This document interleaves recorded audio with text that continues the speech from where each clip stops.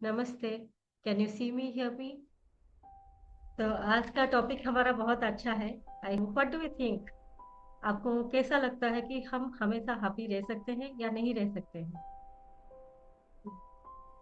मुझे ऐसा लगता है कि happiness is just state of mind. Okay. आप क्रिएट कर सकते हो आपके फीलिंग्स, थॉट्स और बिहेवियर से। Yes, that is correct. Instead of chasing happiness, you can create at any moment. हाँ। तो हैप्पीनेस का मतलब ये नहीं होता है कि आपकी लाइफ में कोई भी प्रॉब्लम नहीं आएंगे, राइट? कि आपकी लाइफ में प्रॉब्लम आएंगे या नहीं। If you are feeling happy, then there will be no problem in my life, hmm. right? So there will be hmm. problem, but still how you are dealing with those problems. Are you still feeling inner happiness? That is the measurement. You can say yourself that yes, I am happy.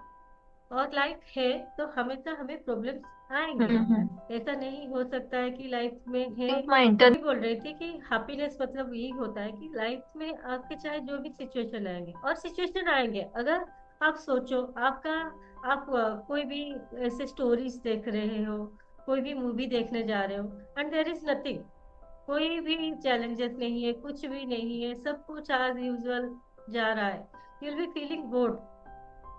आपको मजा ही नहीं आएगा life जीने में। वैसे ही अगर हम ये लाइफ में जीने के लिए आए हैं, then there is something we need to learn. और वो लर्निंग्स कैसे होता है? जब हम कोई चैलेंजेस मिलता है फिर हम उसको पार करके जाते हैं। जैसे एक बच्चा स्कूल में भी पढ़ता है, उसको स्टैंडर्ड वन में जब पढ़ता है उसके लिए चैलेंज होता है कि कैसे वो एबीसीडी राइटिंग करे, या फिर अ क ख कैसे लिखे। और ये बहुत चैलेंजिंग होता है उस टाइम पे। बच्चे बोलते हैं कि क्यों आप लोगों को, बहुत पेरेंट्स को बोलते हैं ना, कि आप लोगों को बहुत मजा आए और हमें खाली बोल रहे हो कि पढ़ाई करो पढ़ाई करो। पर हमें पता है कि पढ़ाई करना कितना जरूरी है। और हम उसको वही समझाते हैं कि ये अभी आपको चैलेंजिंग लग रहा है, पर आगे जाके आप देखना, आप जब ये सारी चीजें सीख जाओगे, how enjoying you will B, how you will B enjoying, and you can read everything, you can write everything. तो आपको मजा आने वाला है। तो दिस इज एसेंशियल। वैसे ही लाइफ में हमें मजा आता है तब जब हमारे लाइफ में कभी प्रॉब्लम हो, कभी अच्छाई भी हो, कभी दुख हो, कभी सुख भी हो, है ना?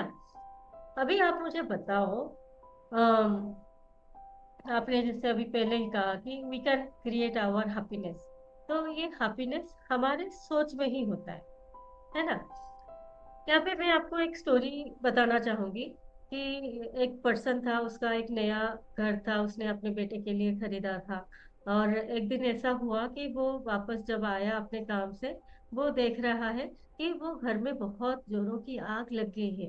एंड ही स्टार्टेड पैनिक, ओ क्या हो गया, मेरा घर ऐसा जल रहा है, ऐसा, ये तो मैंने बेटे के लिए खरीदा था, क्या हो गया क्या हो गया, like he will be having that heart attack kind of thing. और तभी अ, उसके कोई रिलेटिव या जान पहचान के वो आए, और वो उसे बता रहे, अरे नहीं नहीं, ये आपका बेटा के घर नहीं है, उसने तो बेच दिया था, अभी पिछले महीने ही उसने बेच दिया था।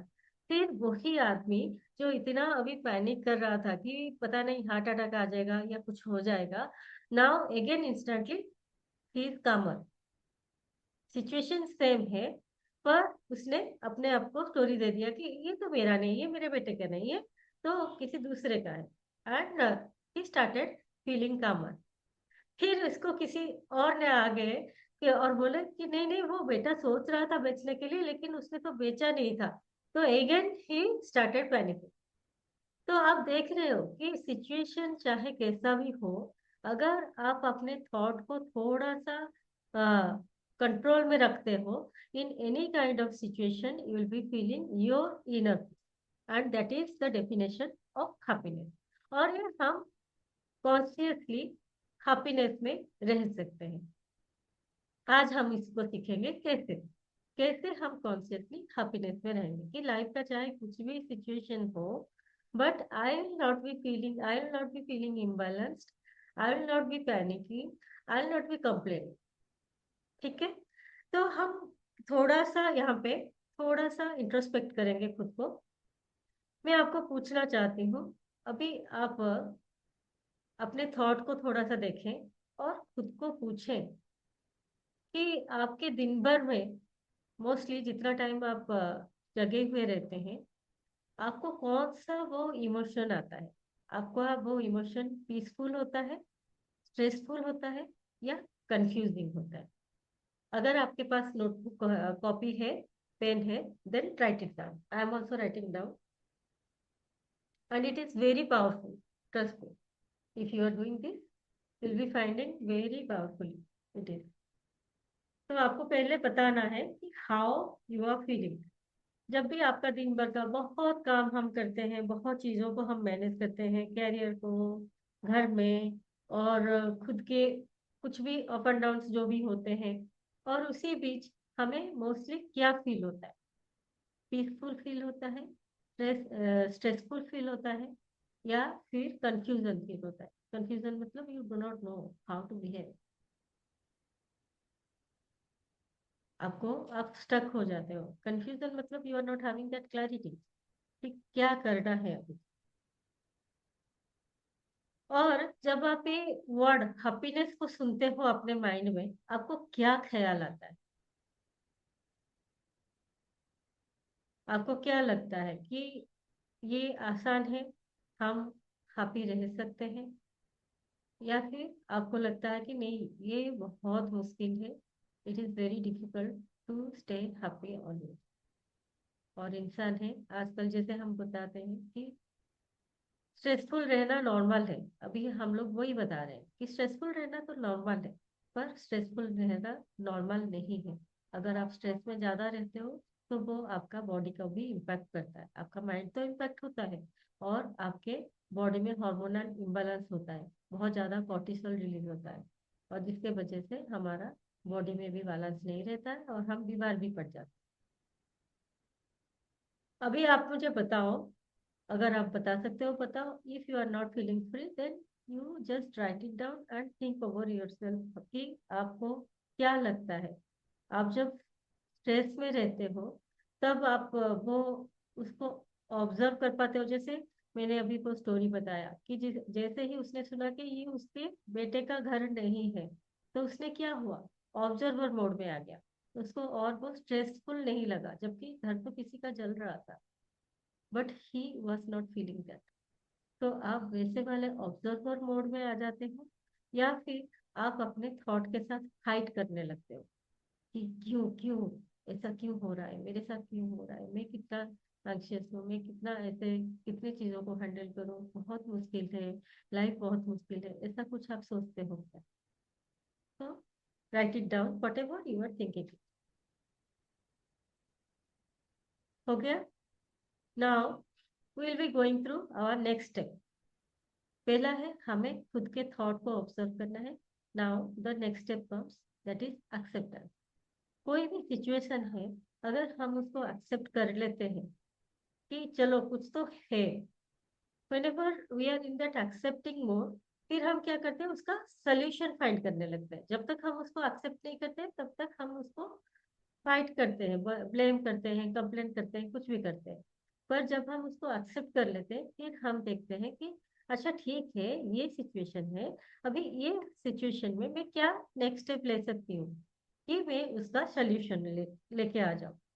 तो रेजिस्टेंस आप जितना करते हो, वो आपका उतना स्ट्रेस लेवल बढ़ाता है.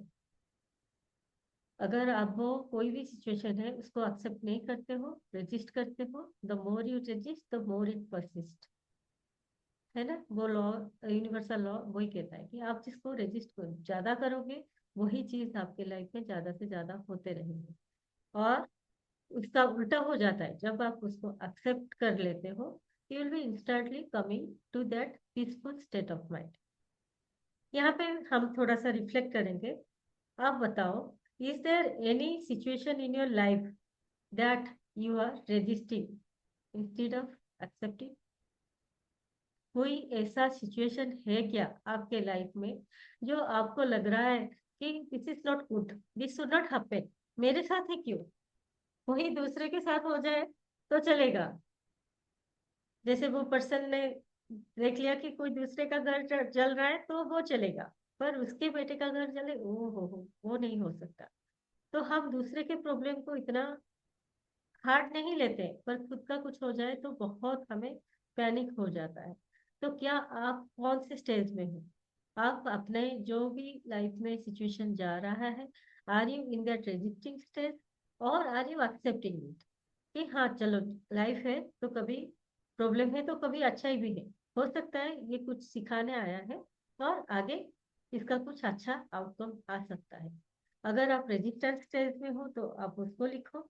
और अगर आपको लग रहा है कि नहीं, बहुत ज्यादा चैलेंजिंग सिचुएशन है, तो आप सोचो कि ऐसे वाले सिचुएशन में आप क्या स्टेप ले सकते हो। और उसके लिए अपने खुद के पास्ट इवेंट को थोड़ा सा सोचो, कहाँ कहाँ पे आपको कोई चैलेंजेस आए थे और वहां पे आपने अच्छे से डील कर लिया।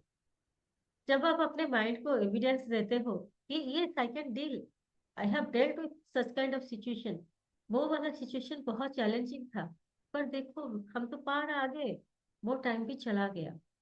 जब आप माइंड को वैसे वाले स्टोरी देते हो तो आप देखोगे आपका दिमाग इंस्टेंटली शांत हो जाएगा।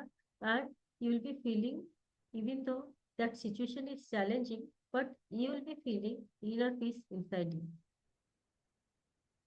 आ गया? am I clear? Acceptance stage. तो फर्स्ट है आपको ऑब्जर्व करना है, second stage is acceptance stage.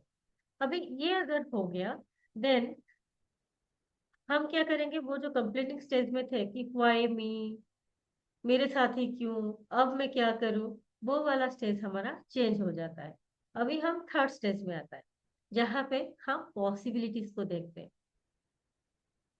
जहाँ पे हम वो सल्यूशन को ढूंढते हैं। जब हम कोई चीज को एक्सेप्ट कर लेते तो हम वो कंप्लेनिंग मोड में नहीं रहते, फिर हम उसके बाद सल्यूशन को ढूंढते हैं। राइट? तो यहाँ पे हम क्या करेंगे?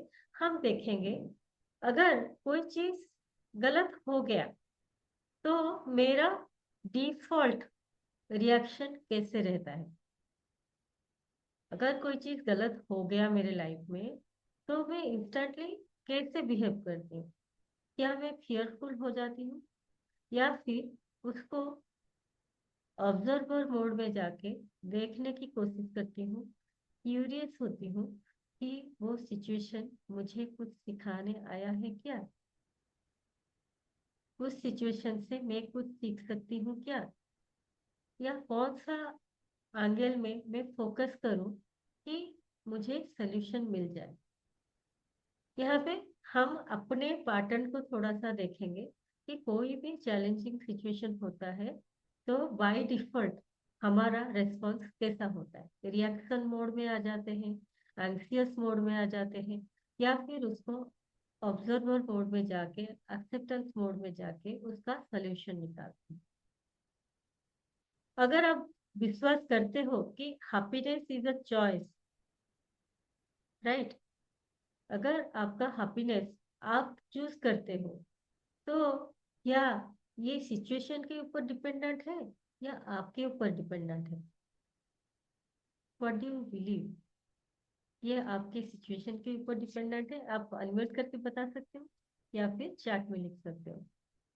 आपको क्या बिलीव होता है कि अगर हैप्पीनेस आप ही का चॉइस है तो ये सिचुएशन के ऊपर डिपेंडेंट है या फिर आपके कंट्रोल में है?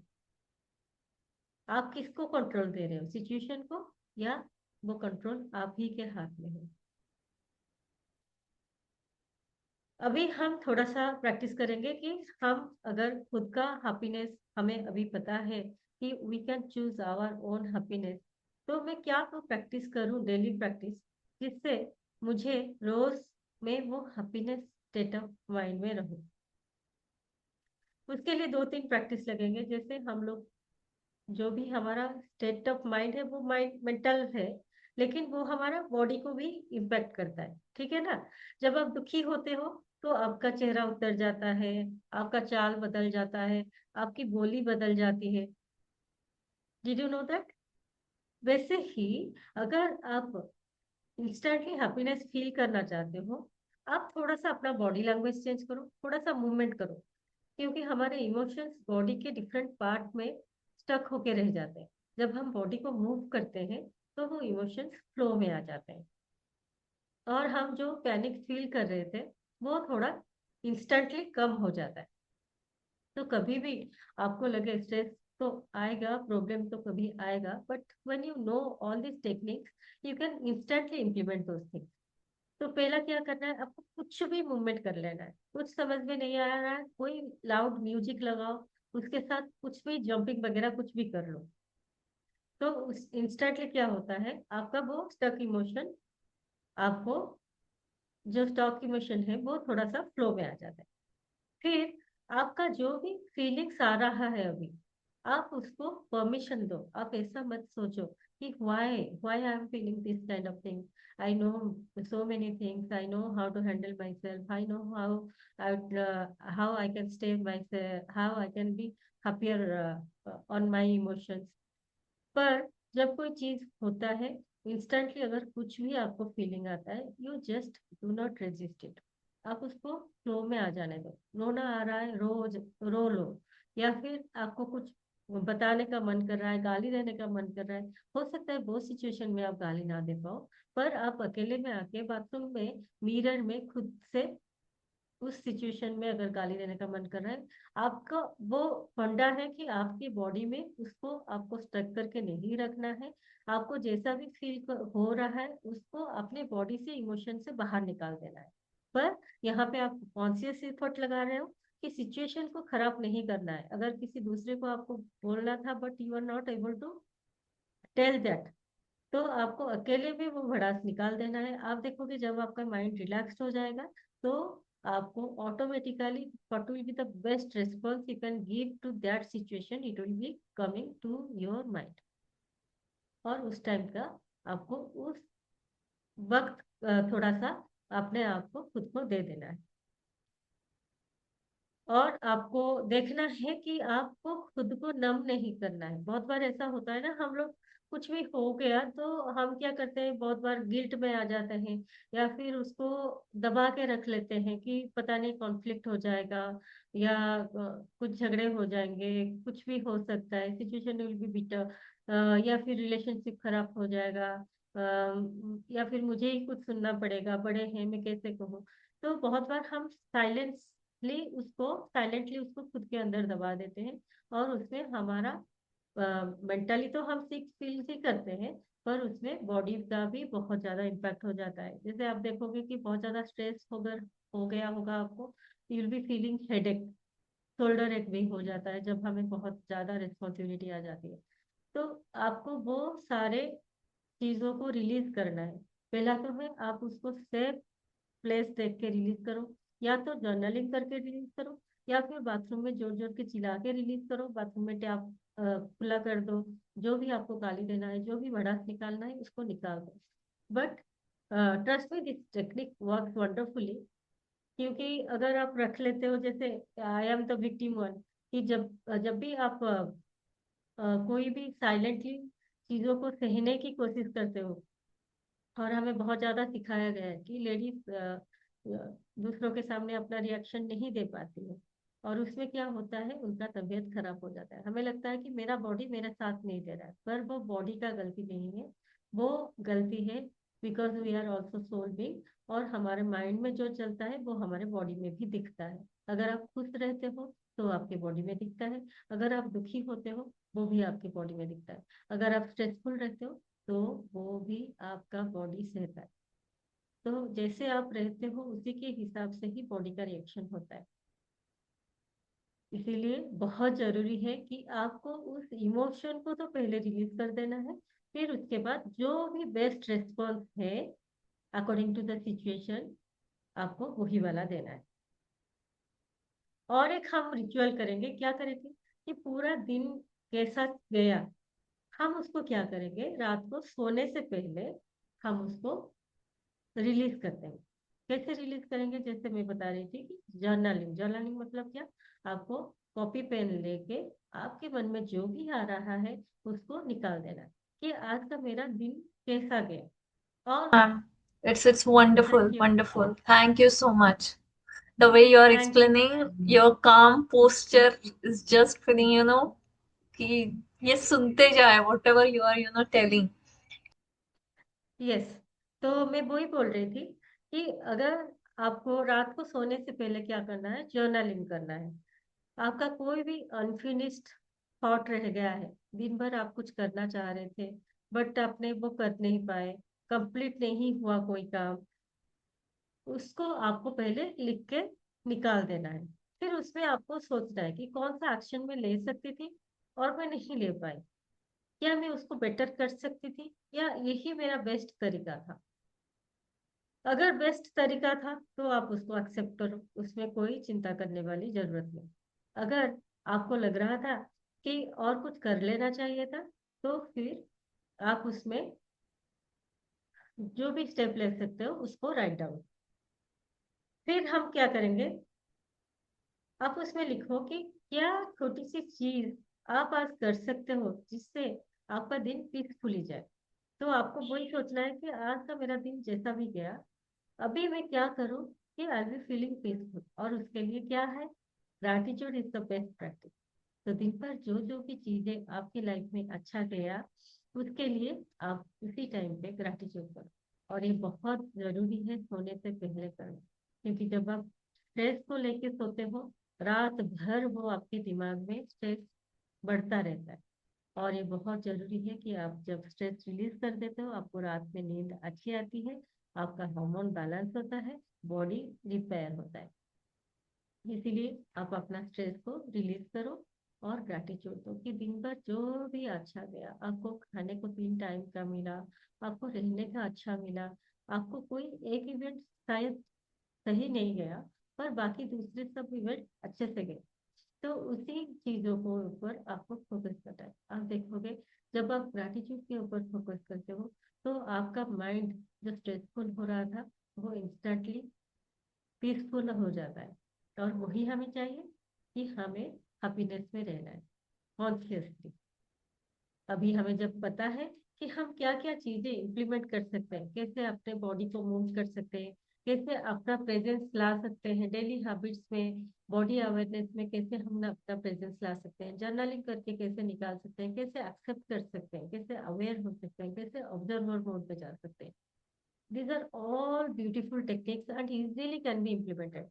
Instead of going through the stressful situation over and over again in your mind, और पूरा दिन खराब हो जाता है या फिर हफ्ता महीना खराब हो जाता है, आप अगर ये वाला चीजों करते हो, तो आप देखोगे आधे घंटा मैक्सिमम 10 मिनट्स में भी आपका कितना रिलीज हो जाता है, और आपका पूरा दिन पूरा रात आराम से जाता है। Next day will be beginning again of fresh day in a fresh mindset.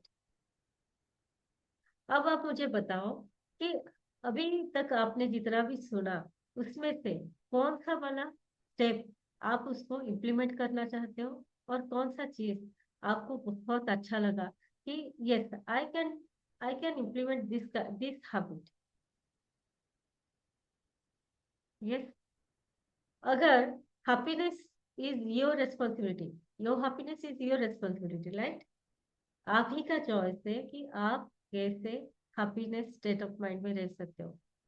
तो आप कौन सा वो चीज है जिसको आज से अभी से चेंज करना चाहोगे? Reflect on that. I B living you with this homework for today, कि अगर आप ये रिकॉर्डिंग देख रहे हो या लाइव सेशन में हो, but you have to work on yourself कि ये अगर आपने सेशन पूरा सुना है और ये स्टेप्स सारे सुने हैं, and these are all very effective steps, बहुत कम समय में आप इसको प्रैक्टिस कर सकते हो।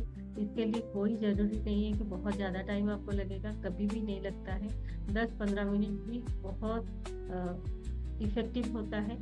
पर आपका पूरा दिन भर का समय भी इससे सेव होता है, क्योंकि इससे आप पीसफुल स्टेट ऑफ माइंड में रहते हो, और जब पीसफुल स्टेट ऑफ माइंड में रहते हो आपको बहुत ज़्यादा क्लैरिटी भी आती है, और आप भी खुश रहते हो, आपके आसपास जो भी है सब खुश रहते हैं, और आपको जो भी फोकस एरिया है आप उसी के ऊपर फोकस करके अपना प्रोडक्टिविटी भी बढ़ा सकते हैं। ठीक है, तो happiness is a practice, not perfection. आपको परफेक्ट करने की जरूरत नहीं है, आपको बस हर रोज इसको प्रैक्टिस करना है। और मेरा व्हाट्सएप ग्रुप ज्वाइन करें, जिससे हम आपके साथ लाइव जुड़ पाएंगे। ये जूम सेशन में आप क्वेरी कर सकते हैं, और हम आगे से जब भी वेबिनार होता है, कुछ भी नोटिफिकेशन देना होता है, उसका भी मैं आपको शेयर कर सकती हूँ। Thank you so much. जय जगन्नाथ। सी यू अगेन नेक्स्ट वीक।